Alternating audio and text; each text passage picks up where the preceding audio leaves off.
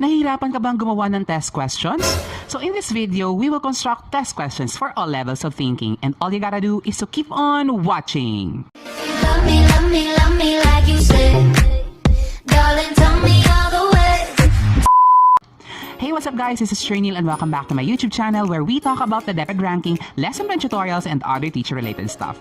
So for today's video, we are going to construct test questions in all classifications of thinking. Kasi nga, malapit na din yung ating periodical test and yung ating summative test. So it's about time na dapat alam natin kung paano ba mag-create ng test questions in all domains of learning. Pero bago tayo mag-start, don't forget to hit the subscribe button down there at i-hit ang notification bell para maging updated kayo sa lahat ng mga bagong videos ko every single week. So bago tayo mag-construct ng ating test questions sa lahat ng domains, it's time to review ourselves tungkol sa Bloom's Revised Taxonomy. So meron tayong dalawang groups dito, meron tayong lower order and yung higher order, at ang taxonomy ay binubuo ng 6 parts. So ang pinaka lowest is yung remembering, next is understanding, applying, analyzing, evaluating, and ang pinakamataas sa kanila is creating. Ang remembering, understanding, applying ay magkagrupo at sila ay tinatawag na lower order, and yung analyzing, evaluating, and creating ay tinatawag naman nating higher order. So lahat sila ay may iba't ibang ways at may iba't ibang process kung paano gawin ang kanilang test questions kasi nga iba ang nire-require para ma-create ang test questions nila. So we are going to start with level 1, which is all about remembering. Siguro sa ibang mga books or sa ibang mga sources, ang tawag sa kanya is the knowledge domain, pero ngayon ang tawag na sa kanya is remembering doon sa revised taxonomy. So in creating your test questions about level 1, which is remembering, we are going to memorize only 3 R's. 3 R's lang. Recalling, restating, and remembering. Lahat sila ay puro naghahanap lang naman ng facts. Halimbawa, terms, science terms, math terms, basta terms. Names, dates, or places. Yung mga madaling tandaan at madaling balikan. And pwede din tayong mag-require ng series of steps in doing an activity or process. Dito pumapasok yung enumeration. Kapag na-memorize mo na yung recalling, restating, and remembering, makakapag-create ka na ng test questions for the level 1, which is remembering. So meron tayo ditong examples tungkol sa remembering na domain. Number 1, who is the author of Noli Me Tangere?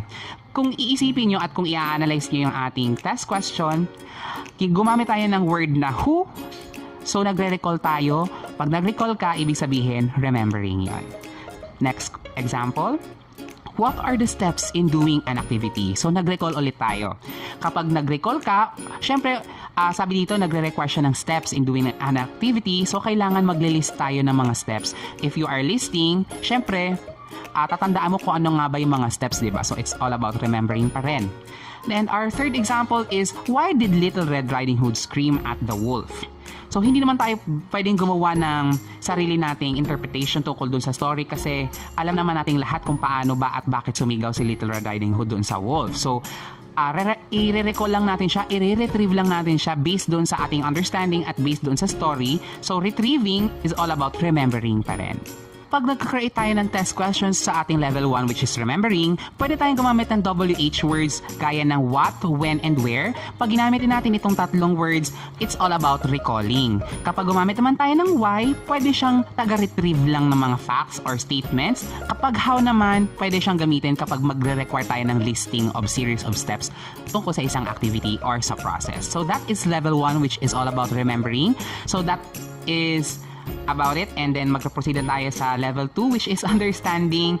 Kapag nag-understanding naman tayo, meron naman tayong minamemorize ulit ng mga verbs. Interpret, summarize, infer, classify, compare, and explain. So bakit ito yung mga verbs na kailangan nating i-memorize? Because sa level 2 understanding, ang gagawin lang ng learner is to get the meaning of the information by interpreting what was learned.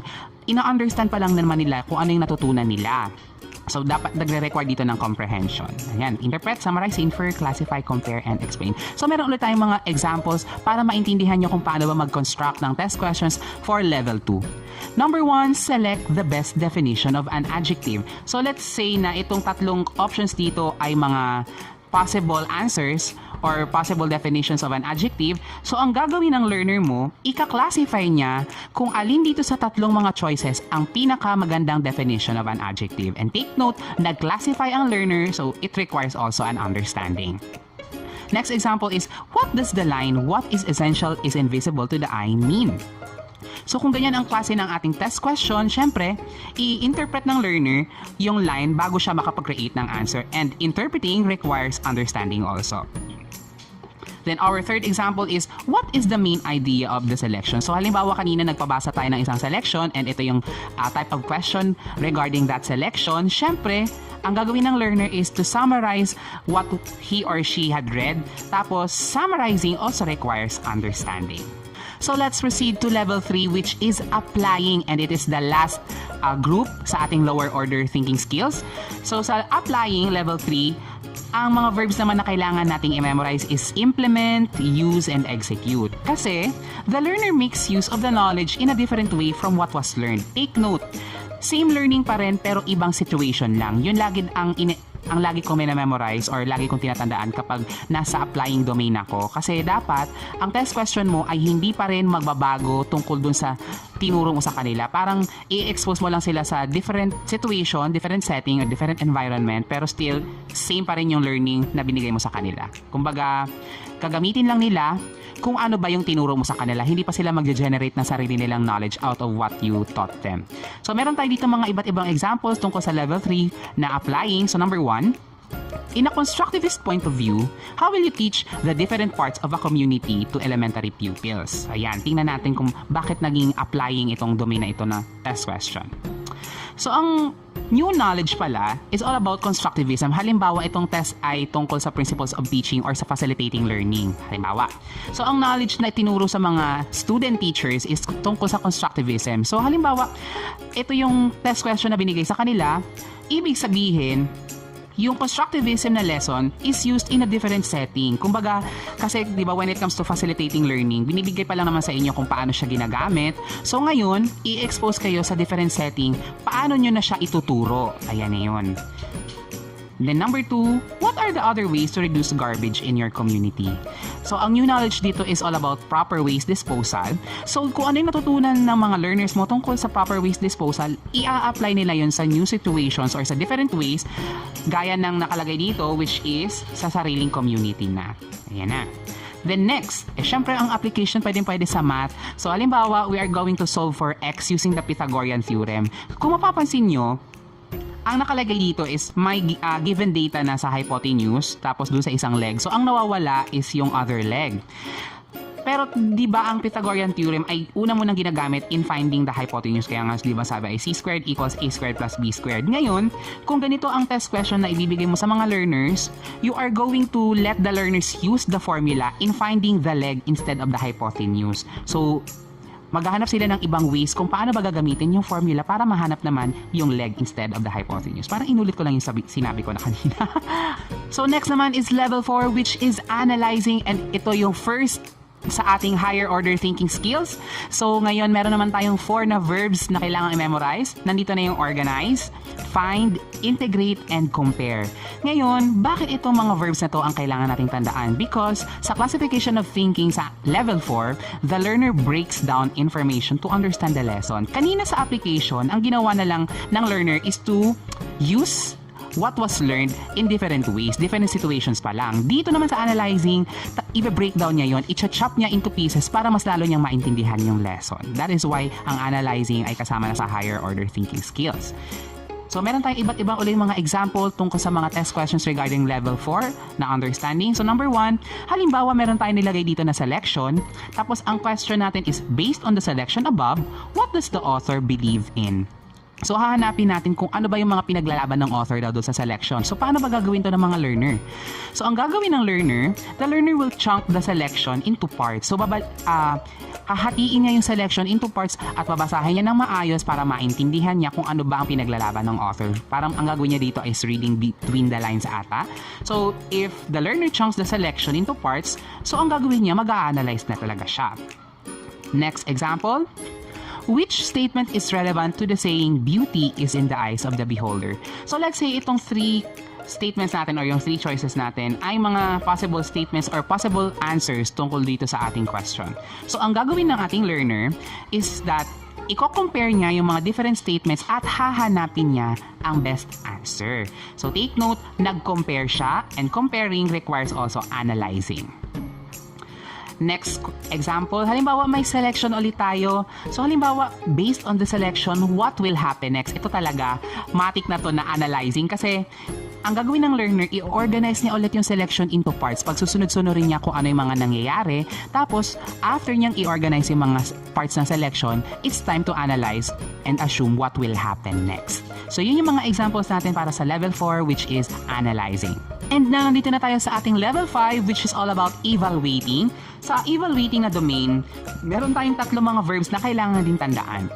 So, reflect, criticize, and assess. Bakit itong mga verbs na to ang kailangan nating tandaan? Because dito sa level 5, the learner now will make decisions based on reflection, criticisms, and assessment. Talagang, kumbaga, magiging judgmental sila pagdating sa level 5 kasi nga, kailangan nila mag-evaluate para mahanap nila yung mga sagot. Total, dyan naman tayo mga Pilipino magaling, naghahanap naman tayo ng mali, so evaluating yun, magagamit natin siya sa tamang paraan. So ngayon, meron tayong mga iba't ibang examples tungkol sa level 5, which is evaluating. Our first example is, halimbawa, magbabasa tayo ng isang short paragraph tungkol sa isang person doing an experiment. So halimbawa, merong story dyan na maikli. Tapos ang question dito is, what went wrong on the experiment? So meron tayong 3 questions dito. So let's say, nahahanapin ng learner kung ano ba ang nangyaring mali. So, i-criticize niya yung character dun sa story at hahanapin niya kung saan nagkamali yung character para mahanap niya yung tamang sagot. So, when you criticize, you are evaluating. So, tapos na. Next example, halimbawa meron ulit tayong isang selection tungkol sa isang point of view ng author. Ang question natin is, do you agree with the author? Why or why not? So, bakit siya naging test question for level 5? Kaya siya naging evaluating na test question because the learner will reflect and will assess if his beliefs are connected with the point of view of the author. Parang kulang ata itong na-type ko. Take note, nag-reflect yung learner. Chinek niya kung agree ba siya doon sa point of view ng author, and kapag nag-reflect na siya, ini-evaluate niya din yung kanyang sarili. The third example is, halimbawa may selection ulit, parang nakabias ata ako sa mga English lessons ngayon. Halimbawa may selection tayo dito, and halimbawa ang question is, what is the best title for the selection above? So, halimbawa, meron tayo ditong 3 possible titles, A, B, or C. Now, kaya ko siya ginawang evaluating kasi halimbawa, itong tatlong choices ay pwede mo naman talagang gawing title. Halimbawa, lahat sila ay tama nga naman. Kaso, ang gagawin ng learner, hahanapin niya kung sino dito sa tatlo ang pinakamagandang gamitin. Yun ang tinatawag nating evaluating. Kasi i-assess niya, sino ba sa kanila yung pinakamagandang gamitin para doon sa selection. And nandito na tayo sa last na domain, which is creating, and it's also the highest classification of thinking na nandoon sa Bloom's Taxonomy of Objectives. So, sa creating, meron ulit tayong mga verbs na kailangan tandaan: design, construct, make, and produce. So, bakit ito sila ang gagamitin? Because the learner will create new ideas from what was previously learned. Actually, parang connected pa rin siya sa application and analysis kasi sa application, yung naturong lesson, gagamitin niya lang in new situations. Yung analysis naman, gagamitin niya yung new lesson, pero i-chunk niya yon into parts para maintindihan niya. Dito naman sa creating, yung tinuro sa kanya ay bibigyan niya ng new meaning. Gagawa siya ng new knowledge out of what he learned or she learned during his lesson. Parang ganyan. Ano daw? So, meron tayo iba't iba ulit mga examples tungkol sa level 6, which is creating. So, number 1, how many ways can you implement a zero plastic ordinance in your community? Actually, parang madali naman mag-create ng test questions sa creating kasi parang madalas, ito yung nagagawa nating test questions, hindi lang natin masyadong napapansin. So, bakit itong number 1 ay under level 6 na? Kasi nga, yung previous lesson nila, halimbawa sabihin natin keeping the community clean, pwede pa rin sa elementary. So what will happen is, the learner will make new ways to use the lesson. Paano ba magagamit ng bata yung lesson na naturo sa kanya? So siya mismo ang gagawa ng paraan para maipalaganap yung zero plastic ordinance sa sarili na niyang komunidad. Next, make a slogan about drug dependence. Ayan, syempre, create na yan. Gaya din ng number 3, which is constructing a solution to solve our problems on food shortage. Lahat sila ay creating na kasi from what was previously learned, gagawa naman sila ng new knowledge out of it. Another example para sa level 6 is, halimbawa, make a short poem about your family. So, halimbawa, nagka-create siya ng literary piece. Total, sa kanya naman yung knowledge na yun tungkol sa pamilya niya, it's under creating na. So, those are the domains or yung parts ng classification of thinking under Bloom's Taxonomy, yung revised taxonomy niya. So, iba't ibang ways, iba't ibang mga verbs ang kailangan natin tandaan, and it takes time and it takes practice para ma-master natin ang pag-create ng test questions ng maayos. Pero meron akong bonus dito sa inyo. Before kayo mag-create ng test questions, kailangan nyo munang gumawa ng table of specifications at para hindi tayo ma-stress, meron akong vlog. Actually, it's a video tutorial about how to use my automated table of specifications. Ito ay libre lang at ilalagay ko ang link sa description box. Ilalagay natin dito ang mga learning competencies for every subject. Madali lang naman siyang tandaan at madali din siyang gamitin kasi meron siyang manual na nakalagay din kasama ng table of specifications na automated na. So, simple lang gawin, bawat tayong ma-stress sa pag-create ng test questions. So, that's all for today, guys. At kung sa tingin nyo nakatulong tong video na to sa inyo, give this video a like, bigyan nyo siya ng thumbs up at huwag kalimutang i-share ang video na to, lalong-lalo na sa mga student teachers na nag-undergo na ng assessments of learning, para sa lahat ng mga teachers na nasa private or public school man, lalo-lalo na sa mga bagong teachers, i-share nyo itong video na to para hindi sila mahirapan. At para sa lahat ng mga videos ko tungkol sa DepEd ranking, lesson plan tutorials, and other teacher-related stuff, iiwan ko ang lahat ng link dito sa description box. Once again, this is Niel. Thank you so much for watching and I'll see you next time. Bye, guys!